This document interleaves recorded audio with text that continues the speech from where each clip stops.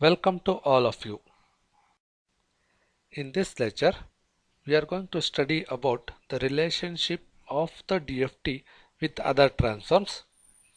Three specific relationships we are going to discuss over here. First one, relationship to Fourier series coefficients of a periodic signal. Second one, relationship to DTFT. Third one, relationship to Z transform. Let us take one after the another. Starting with the first one, relationship to Fourier series coefficients of a periodic sequence. So here I will simply tell you what we are going to do. We are going to consider the Fourier series representation of a periodic signal. Then we are going to consider the expressions for the DFT and the IDFT. Then we are going to make a mutual comparison of these two, and we will going to say that at what criteria those two are going to match mutually. So let us start with the derivation. Now a periodic signal xp of n with fundamental period n can be represented in Fourier series of the form xp of n is equal to summation k is equal to 0 to n minus 1 ck e to the power of j 2 pi nk divided by n for all the values of n from 0 to n minus 1. Call this as expression 1. Similarly, the ck can be represented as 1 divided by n summation n is equal to 0 to n minus 1 xp of n e to the power of minus j 2 pi nk divided by n for all the values of k from 0 to n minus 1. So let us call this as expression 2. Now let us consider the DFT and the IDFT expression. X of k is the DFT expression. Let us call this as equation 3. Then this x of n is the IDFT expression.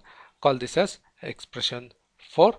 So just make an observation. Here we are going to take that in terms of exponential, not in terms of Prudhoe factor. So because it will be easier for us to make the comparison over here. So here we can observe this is the equation 1 and this is what the equation 2 we are going to have.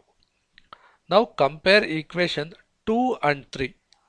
So this is equation 3, this is equation 3 and this is equation 2. Make a comparison of these two. So what we are going to get? On the right hand side from summation onwards, both of these two are 100% same. A scaling factor is what the extra representation we are going to have, and we make a multiplication to the left hand side. We can say that x of k is equal to n times ck, or ck is equal to xk divided by n we can say, and that is what we are going to obtain as a result. So x of k will be equal to nck, or in other terms we can say ck will be equal to xk divided by n. And if we make a comparison of equation 1 and 4, so here is the equation 4, this is the equation 4, this is the equation 1. If we make a comparison of these two, we can say that if we replace this ck by this xk divided by n, then equation 1 and 4 are the exact match. Therefore we can say that x of n is equal to xp of n provided ck is equal to xk divided by n. Therefore these two are exact matches. Getting into the second one, relationship to the DTFT. So let us start with the DTFT representation. The DTFT realization and its inverse is given by, so this is what the DTFT representation and its inverse realization. So let us call them as equation 1 and 2 respectively, where x of omega is periodic with a period equal to 2 pi. Further, let us have the expression for the DFT given by x of k with this expression. Call this as expression 3. Now the equation 3 is the DFT of x of n, as a sampled version of its DTFT evaluated at the frequencies, specifically omega is equal to 2 pi k divided by n for all the values of k ranging from 0 to n minus 1. Now the DFT spectrum thus corresponds to the frequency range of omega less than or equal to omega ranging from 0 to 2 pi and is plotted at the frequencies omega is equal to 2 pi k divided by n for all the values of k from 0 to n minus 1. Therefore, to recover the finite length sequence x of n from n samples of x of k, that is dw approximated to 2 pi divided by n and omega is equal to 2 pi k divided by n, to approximate the integral relation defined by equation 2 as now x of n will be equal to 1 by 2 pi summation k is equal to 0 to n minus 1 x of k e to the power of j 2 pi n k divided by n into 2 pi by n. Now this 2 pi and this 2 pi once divides, remaining is 1 by n is a scaling factor, it's a constant value, we can take it outside the summation. By doing that and representing the expression, we get x of n is equal to 1 by n summation k is equal to 0 to n minus 1 x of k e to the power of j 2 pi n k divided by n. Now this is going to represent the inverse DFT formula. Therefore, the DFT x of k of an n sample sequence x of n is an exact match to the samples of DTFT. Relationship to Z transform. Now the Z transform of a sequence x of n is represented as x of z is equal to summation n is equal to minus infinity to plus infinity x of n z to the power of minus n. So here we are going to consider the unit circle or the circle of unit radius. Now if x of z is sampled at the n equally spaced points on the unit circle, that is we are going to get zk is equal to e to the power of j 2 pi k divided by n. Therefore x of k will be equal to x of z provided zk is equal to e to the power of j 2 pi k divided by n.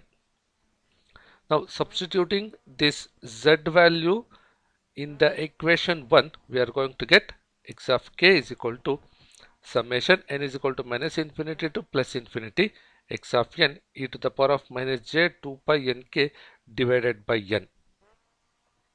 Now this we are going to call as equation 2, and this equation 2 is identical to DTFT x of omega evaluated at n equally spaced frequencies, that is omega is equal to 2 pi k divided by n. Now if the sequence x of n is a finite duration of length n or less, then the sequence can be recovered from its endpoint DFT.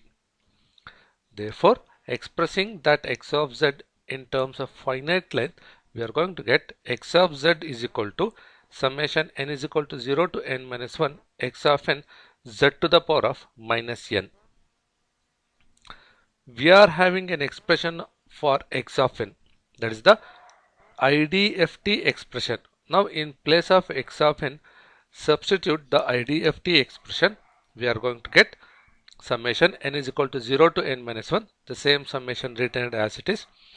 Now in place of x of n, we are going to write the IDFT expression, that is 1 by n summation k is equal to 0 to n minus 1 x of k e to the power of j 2 pi n k divided by n multiplied with z to the power of minus n. The same z to the power of minus n we are going to have here.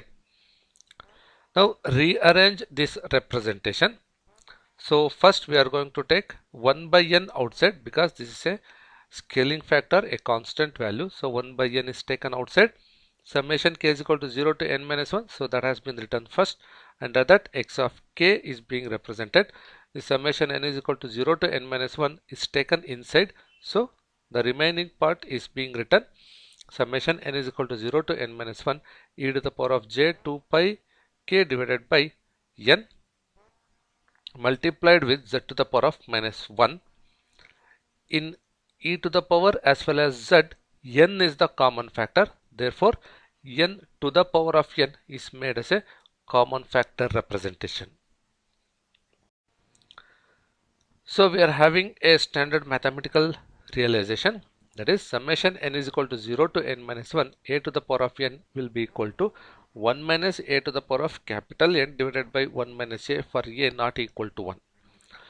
Now we can apply this formula to the equation. We are going to get x of z is equal to 1 by n summation k is equal to 0 to n minus 1 x of k. So this part is same as the previous equation, and the remaining part has been realized with respect to this formula. So we are going to get 1 minus e to the power of j 2 pi k divided by n into z to the power of minus 1 to the power of capital letter N divided by 1 minus e to the power of j 2 pi k divided by n into z to the power of minus 1. Now we can take this n inside this representation. So by doing that, we are going to get 1 by n summation k is equal to 0 to n minus 1 x of k, that remains same as before, 1 minus e to the power of j 2 pi k it is going to get, because n is present here also, and if you take this n inside, so this n and this n once divides, remaining is being represented here, so that is e to the power of j 2 pi k into z to the power of minus n we are going to have. Now it is known that this particular representation is always equal to 1. Therefore, replacing this term by 1 and rearranging this whole expression, we are going to get x of z is equal to 1 minus z to the power of minus n divided by n, because this is going to be a constant representation. This has nothing to do with this summation. Therefore, 1 minus z to the power of minus n. Out of this, we are going to get, this has been taken outside. Then remaining part is represented x of k summation k is equal to 0 to n minus 1 x of k, the numerator part over that was present over here is being represented here, and this denominator part is retained as it is. Now when evaluated on unit circle, the equation 3 yields the Fourier transform of the finite duration sequence in terms of its DFT. So let us rewrite that. X of omega is equal to 1 minus e to the power of minus j omega n divided by n summation k is equal to 0 to n minus 1 x of k divided by 1 minus e to the power of j 2 pi k divided by n into e to the power of minus j omega. Now x of omega will be equal to, so this part as well as the summation remains as it is. Within the summation, the denominator part, we are going to make a rearrangement. Therefore, everything remains the same. In the denominator, the exponential, we can make some of these as a common factor. J is the common factor in both of them. So take that as the common factor and represent these two terms as a one single term in exponential, that is e to the power of minus j of omega minus 2 pi k divided by n. Call this as equation 4.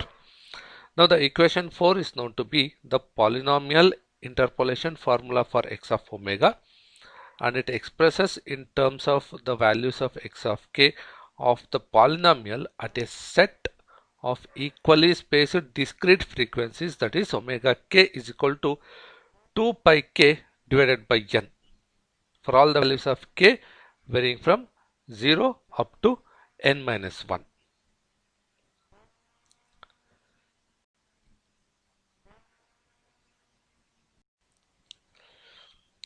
Now here are a few questions that are related that are from the previous question papers asked about the relationship of the DFT with the other transforms.